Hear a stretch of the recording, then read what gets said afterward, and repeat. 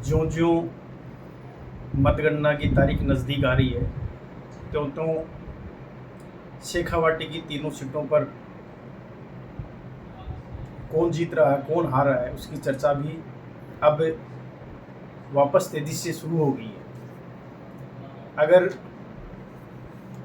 झुंझुनू, सीकर और चूरू सीट की हम बात करें तो आंकड़े भले ही कुछ भी कहें, सट्टा मार्केट भले ही कुछ भी कहें, लेकिन शेखावाटी की तीनों सीटों के ऊपर मुकाबला कड़ा है। हालांकि कुछ हमारे कांग्रेस के साथी ये मान रहे हैं कि शेखावाटी की सीटों में हम खूब बढ़त में हैं, लेकिन जो ग्राउंड रिपोर्ट है गांवों से, उसमें कहीं कहीं ये बात निष्कर्ष के रूप में निकल के आ रही है कि जैसा हमारे कांग्रेस के साथी मान रहे हैं ऐसा कुछ भी नहीं है। ग्राउंड पे बहुत ही तगड़ी टक्कर भारतीय जनता पार्टी इन सीटों पे दे रही है और मुकाबला तीनों ही सीटों का बहुत ही कड़ा है।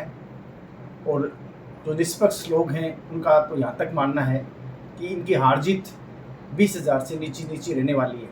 और एक इतने बड़े लोकसभा क्षेत्र में 20,000 के आसपास की हार जीत है, उसका सटीक अनुमान लगाना बहुत मुश्किल होता है।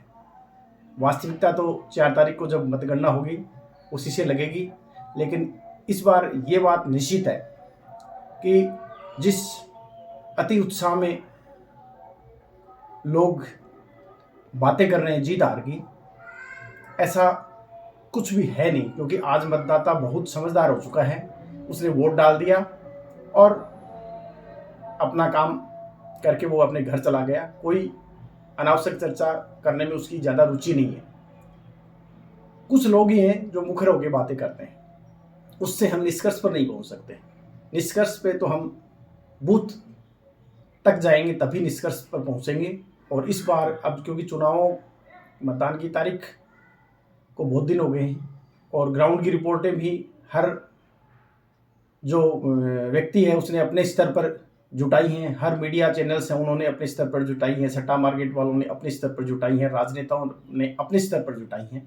उन सब का अगर संकलित रूप से हम